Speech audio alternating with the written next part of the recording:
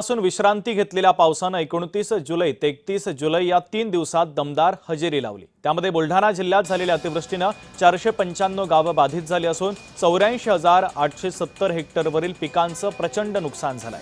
1,13,439 शेतकऱ्यांचं देखील मोठं नुकसान या पावसानं केलंय। शेतकरी पुन्हा एकदा संकटात सापडला असून नुकसानग्रस्त शेतीची तात्काळ पाहणी करून आर्थिक मदत द्यावी अशी मागणी आता शेतकरी करू लागले।